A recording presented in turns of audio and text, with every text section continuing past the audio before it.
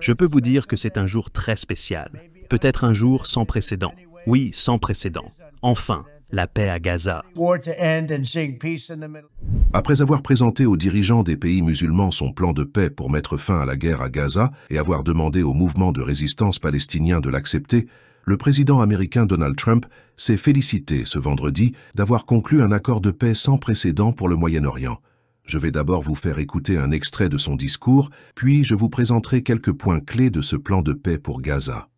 Je tiens à remercier tous les pays qui nous ont aidés à rendre cela possible.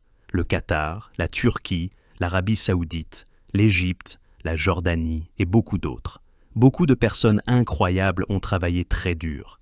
C'est un grand jour, un jour historique. Nous verrons ce qui se passera dans les prochains jours, mais aujourd'hui, c'est un pas énorme vers la paix.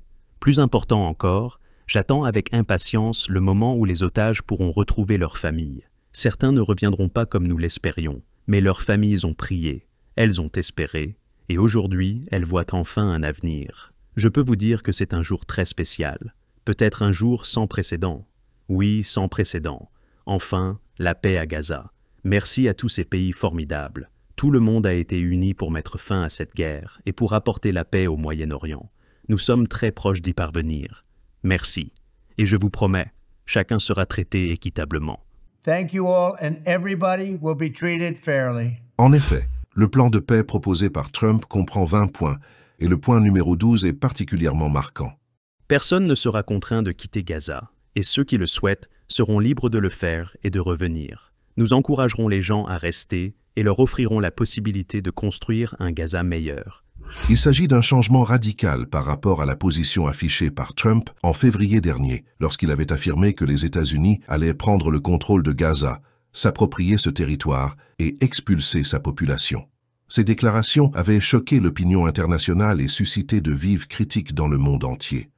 Et qu'en est-il du Hamas dans ce plan?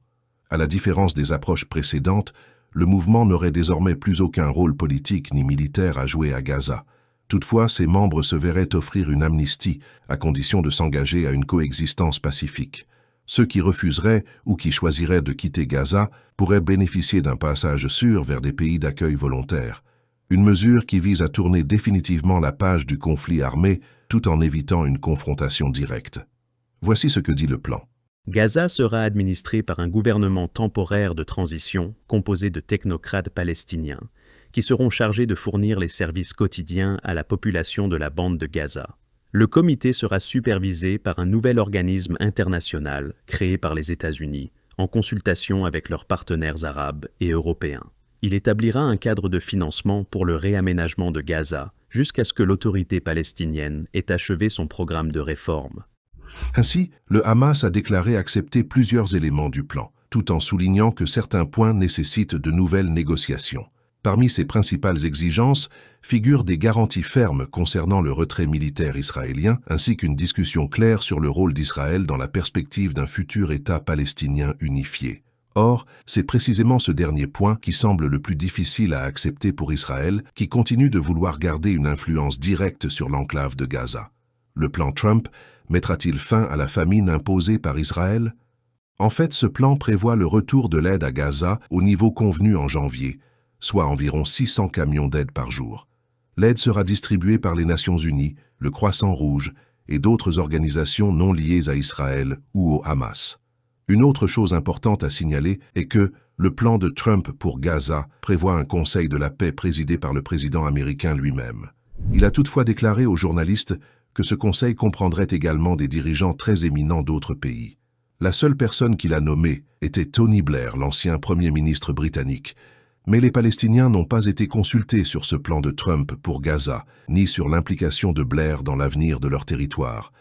Enfin, selon les analystes, pour que Netanyahou accepte de mettre fin à la guerre, Trump devrait exercer une pression sérieuse sur le dirigeant israélien, qui reste évasif, car ses alliés extrémistes au sein du gouvernement israélien ne veulent aucun plan de paix et ont déclaré qu'il ferait s'effondrer sa coalition gouvernementale si Netanyahou mettait fin à la guerre. Qu'en pensez-vous? Est-ce que ce moment peut vraiment changer l'histoire de la région? Partagez vos points de vue dans les commentaires. Merci beaucoup pour votre temps.